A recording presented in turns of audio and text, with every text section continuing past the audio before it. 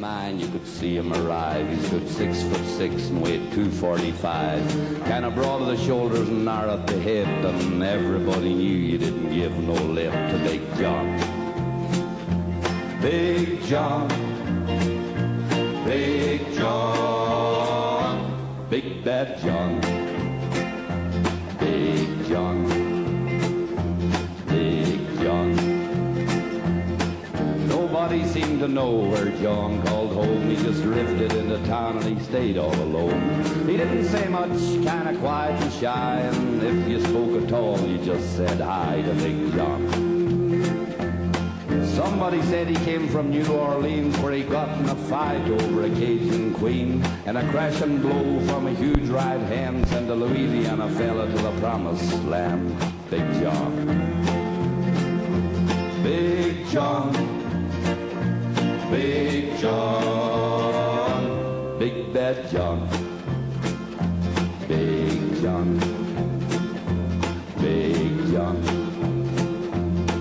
Then came the day at the bottom of the mines when the timbers cracked and men started crying. Miners were praying and hearts beat fast, and everybody thought they had breathed their last, except John.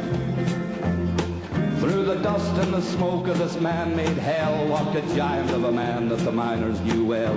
Grabbed a sagging timber and gave out with a groan, and like a giant oak tree just stood there alone.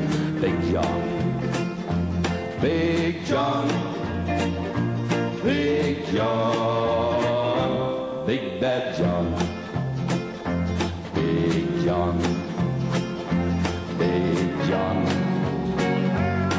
Then with all of his strength he gave a mighty shove, and then a miner yelled out, "There's a light up above!" And 20 men scrambled from a would-be grave, and now there's only one left down there to save, Big John. So with Jackson timbers they started back down, and then came that rumble way down on the ground, and smoke and gas bounced out of that mine, and everybody knew it was the end of the line for Big John. Big John, Big John, Big Bad John, Big John, Big John. Now they never reopened that worthless pit. They just placed a marble stand in front of it, and these few words are written on that stand: "At the bottom of this mine lies a big, big man, Big John."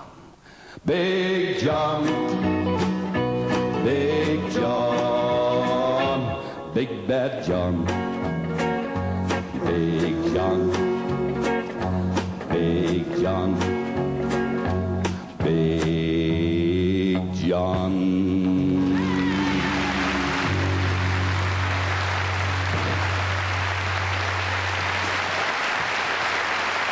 Thank you. Thank you. Story of Big Bad John.